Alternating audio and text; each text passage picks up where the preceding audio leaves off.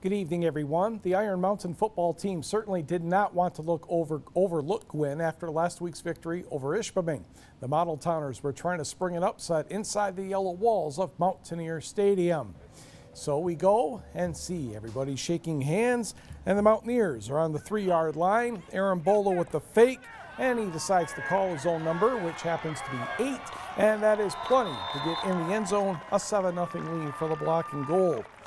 Gwinn would stall on its next drive, and here come the Mountaineers again. Josh Tucker will take the football, and he just keeps burrowing into the end zone.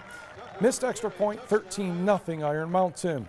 And the defense playing very well. So that means the offense has the ball again. This time it's Bolo finding Josh Tucker. This one's good for 32 yards and a score. That made it 20-0. Iron Mountain improves to 2-0 with a 27-0 victory over the Modeltowners. Let's go north to Calumet. Negaunee and Calumet. Negaunee's Brock Aho hits as he throws. Eric Hurst makes the catch for the touchdown. We're in the second half. The Copper Kings respond. Rory Anderson is going to get the pitch, fake the reverse, and all of a sudden he has lots of green grass in front of him, and the Copper Kings are on the board, but they trail by 8. Russ Bajorn trying to get the Copper Kings back into a tie, looking deep downfield, but Mr. Aho is there again for the interception, and Negaunee hangs on to win a defensive battle 14-6. To Escanaba, where we salute the Veterans Night in Escanaba. Two teams lined up after the national anthem and shook the hands of the area veterans before the contest.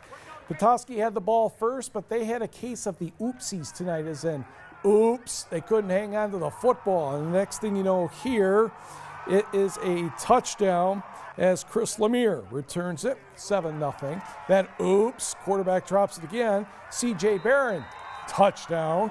14-0 Escanaba, and the offense didn't have to do anything to get there.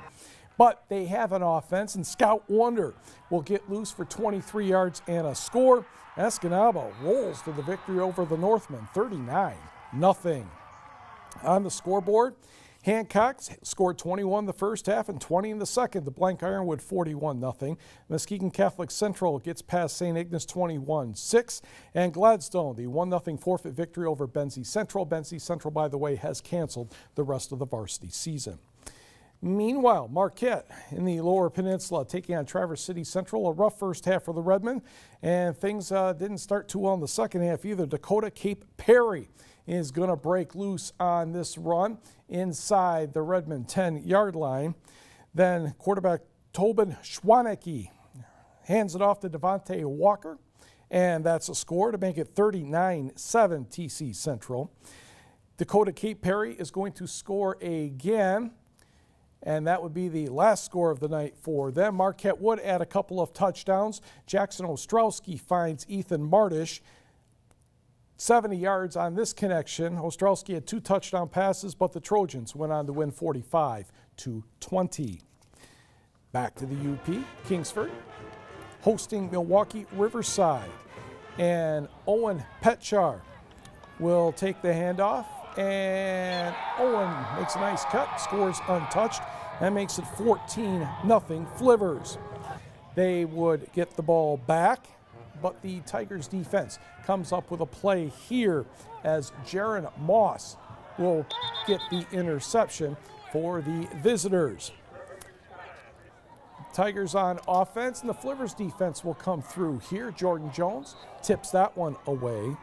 Trevor Roberts at 112 yards rushing tonight and a couple touchdowns, including this one here. Flivvers back to 500 with a 41-0 victory. 8-man football. It's been a tough week, as we know, for the Baraga Vikings traveling to Ontonagon. A moment of silence before the game to honor the 2 Beartown firemen who died last weekend. Ontonagon took off running and never looked back. Jared Weisinger with the first touchdown of the game for the Gladiators. And then Noah Carto would run it in. And the next thing you know, Ontonagon has a 14-0 lead. Vikings would respond. Joey Francois will get the pigskin and burrow in from a couple of yards. But Mr. Weisinger had 3 touchdowns in the first half, and Ontonagon went on to have a big victory, 70-12. 8-man football score: Stevenson 56-0 over Ewan Trout Creek, Rapid River 42, Superior Central 18. It was Rudyard, a nice victory over Bel Air 54-6, Engadine 34, Onaway 12. Cedarville blanks Posen 45-0. Charlton Heston defeats Brimley via the forfeit. College football: Ishpeming's Alex Briones had 5 tackles for Central Michigan. Chippewas romp past Presbyterian 49-3. Cross-country runners get the jump on the holiday weekend. 14 schools sent athletes to Presque Isle Park in Marquette for the annual Marquette Challenge. We'll pick up the boys' race as they come through the bandshell straightaway for the first time. Marquette's Garrett Rudden leads the pack, closely followed by Ishpeming's Grady Kirst. And you're going to notice that Houghton's Seth Hellman was 9th. By the time the runners return down the hill in the second half of the 5-kilometer run, it's still Rudden and Kirst, but Mr. Hellman has moved up to 3rd place. Kirst's long legs powered him to the finish line first in 16 minutes, 32.1 seconds. Rudden was 2nd, Hellman 3rd, and Houghton grabbed 3 of the top 10 to win with 61 points. Negaunee bunched its 5 runners to take 2nd with 67, and Marquette was 4 points better than Ishpeming. To the start of the girls' race, and the big question is, who's going to get to me first? And it looks like Westwood's Amanda Matznick had that honor, with a few, of course, closely behind. A little more than half a mile into the race, it looked like a dual meet. Negaunee's Clara Johnson and Emily Papour, Marquette's Rebecca McNamee, Amber Hubner, and Erica Asmus. And Johnson pulled away to win in 19 minutes, 51.2 seconds. Papour was 2nd, and then Marquette started filling in spots. And on the board, Marquette still has very good depth, winning with 45. Menominee 2nd, 97, and Houghton a few points ahead of Ishpeming and Negaunee. Finlandia University begins its 2nd regular season of college football Saturday at home against Concordia of Wisconsin. The Lions were 3-7 in their first season. As you can imagine, head coach Tim Driscoll is excited about getting after it again. We are definitely a young team, but we're not as young as we were last year. Last year we played a bunch of freshmen that only played their first 60-minute football game in the very first game of the year. Now we have some good returners, some guys who have been in our program, some guys who know our system, some guys who can lead the younger guys. Kickoff Saturday is set for 1 o'clock. The new locker room, called the Lions Den, will be dedicated. Former Calumet High School and Windsor Spitfire hockey player Ben Johnson was found guilty today of sexually assaulting a 16-year-old girl in the washroom of a Windsor bar in March of 2013. Justice Kirk Monroe delivered the guilty verdict against the 22-year-old Johnson in a nearly 3-hour ruling. The New Jersey Devils farmhand was released under his current bail conditions until tomorrow, when Monroe is to rule if he'll be placed in custody pending sentencing. New Jersey Devils officials say they had initiated the process to terminate Johnson's contract. Johnson split last season with the Albany Devils of the American Hockey League and the Adirondack Thunder in the East Coast Hockey League. Scores from tonight in volleyball: Menominee over Escanaba 3-2, Ishpeming 3, Manistee 0.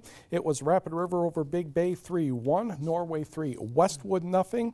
Lance defeated Ontonagon 3-1, Kearney Nato over Mid-Peninsula 3-0, and Stevenson 3, Gladstone 2. On the tennis side, Negaunee over Marquette 8-0, Westwood 7, Ishpeming 1. Iron Mountain defeated Gwinn by the same score, West Iron 6, Gladstone 2.